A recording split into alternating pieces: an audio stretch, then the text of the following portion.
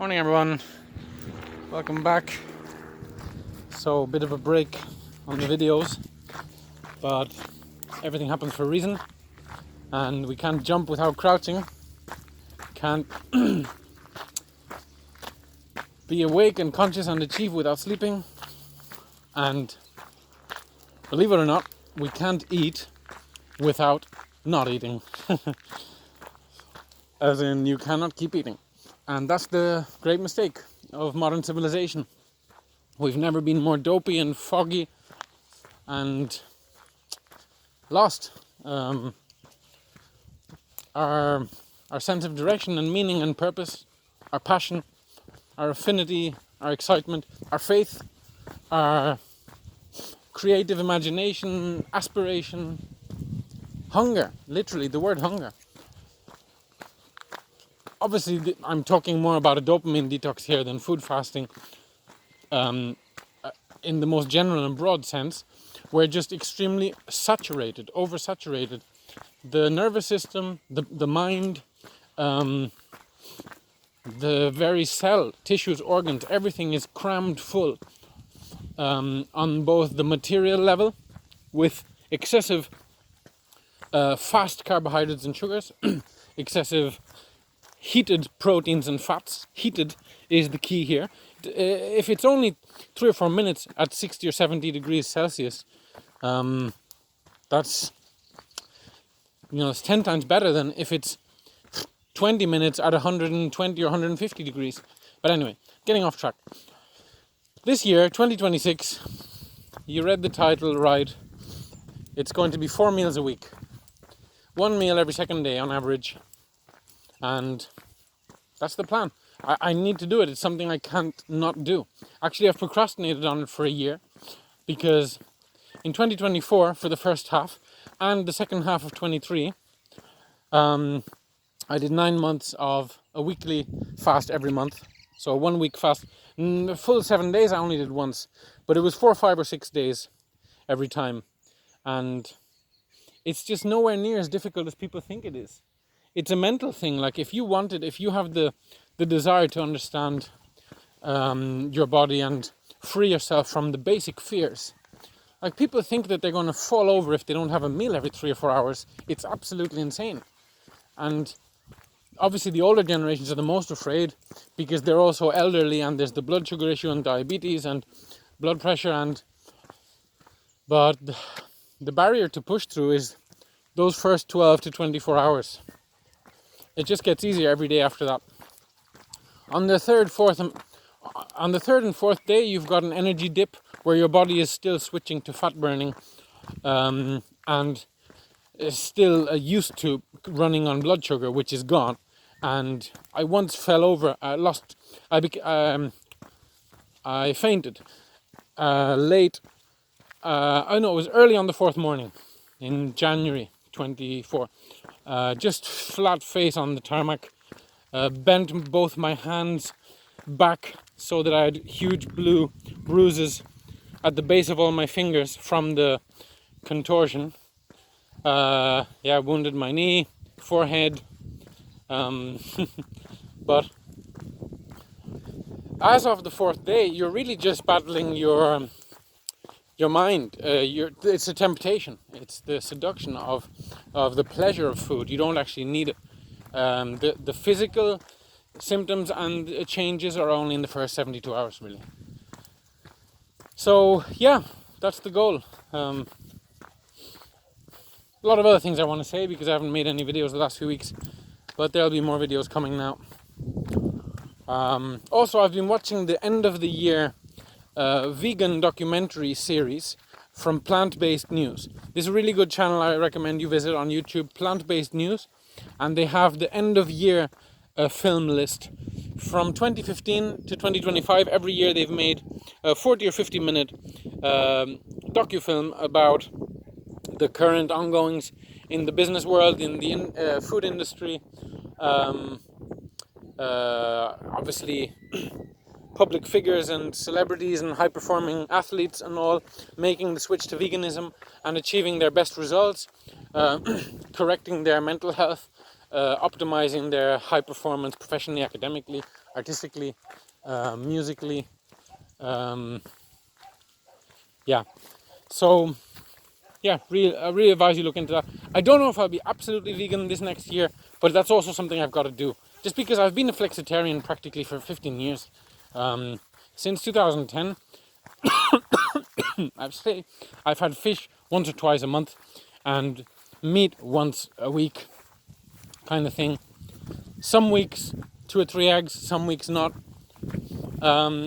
Cheese and milk is really the thing I consume the most in the whole animal products world.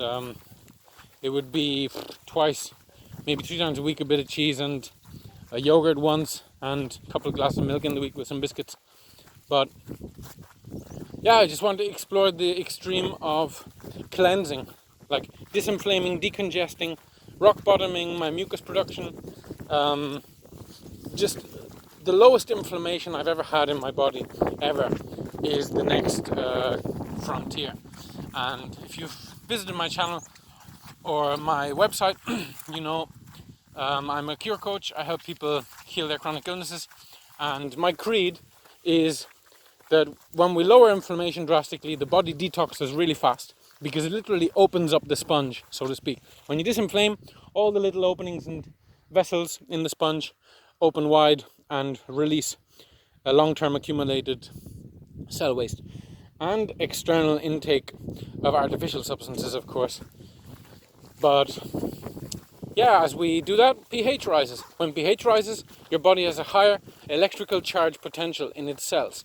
The cells' energy charge, the electrical system's electrical charge, your entire organism's energetic potential is raised. So automatically you will rise up the scale of consciousness. It's not just you're happier because you're active, or you're less afflicted or in pain or suffering or challenged because you're less inflamed. It's literally on the electrical energetic level that your cells and tissues have a higher frequency of vibration. We're talking about the vibrational scale of consciousness here by David Hawkins. And it's my belief, and one of the main ethos of my business and my YouTube channel, that as we raise our pH, we rise up the pH scale, we're also rising up the scale of consciousness. And most people nowadays need to be rising, definitely. I mean, say 90% of us are at most halfway up the ladder in terms of the 17 emotions that define David Hawkins' scale. And I might be mixing that up now. Is it 14 or 17? But anyway, so yeah, just a short video on an update. 2026 goal that I'm already doing this December. So fasting every second day.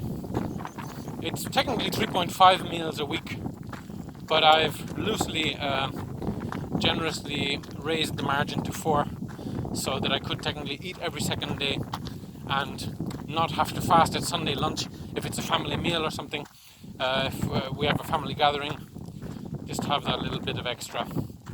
It's a considerable challenge when you think that most people have 800, 900, maybe 1,000 meals in a year. 365 times 3 or 4. I mean, nowadays many people are only having 2 meals a day, so that's really good. That's going to be amazing for the future of hospitals and the health system. People eating less. It's the best thing you can do. But, as you know, the ethos of this channel is food combining, flexitarianism, and slow carb. So if you avoid fast carbohydrates, stick to legumes, potatoes, and slow carbs, high fiber diet, low animal product consumption, or none at all. So flexitarianism is almost veganism. The way I've been living the last decade and a half. And food combining. Food combining is the most important of all for preventing chronic illnesses and actually resolving them. You could have hospitals half empty in the next 2 months all over the world if people just learn to separate the basic 2 digestions that are carbohydrates at lunchtime, never at dinner time, and fats and proteins at dinner, never at lunchtime. And all of the world of vegetables, all fiber, except basically potatoes. The entire world of vegetables goes with both meals. It's the middle ground that is combinable with both your lunch and your dinner. So anyway, bit of a roundabout ramble general update. And yeah, I really look forward to finding out how I can keep running 2 or 3, maybe even the 4 times a week I've been used to in spring and summer when the weather's nice, on this restricted calorie intake, has to be said. Obviously I'm going to increase the quality of my meals even further, like a lot more raw, and honoring the richer foods, plant fats and proteins, more nuts and seeds, and going more for the chlorophyll and the greens, and of course legumes, lentils, and I mean I can't eat whatever if I'm only eating a quarter or a third of the meals over the course of a whole year than I would. Like, this is a kind of sustainability test. This is a lot of people are going to be pissed off about this, because if you can do this for a year, not just a month, like I am this December, if you can do this for a whole year, and you can keep on being healthy, like as in swimming once or twice a week in cold water, which I've done the last 5 winters since COVID confinement. 2019-2020 was the first winter I started swimming. It was like once or twice a week only, but in 22, 23, 24 it was every second day after my run in the morning. And this guy also loves it. Tennyson, my dog of 8 or 9 years, stayed 1 year old in the head. He'll get in the pool on his own on the 1st of January or 1st of February in the middle of winter and just sit there for 4 or 5 minutes with the water up to his neck. Whether we've gone for a run or not, like sometimes he'll just get in. Seems to know that the extremes aren't always bad. We need it all. And yeah. So, thanks for your time again. And for any doubts or queries, let me know. If anyone would like to suggest or request a video on a specific topic. And yeah, stay positive, constructive, forward focused, and on what's in your control and not what's not. Allez-ho!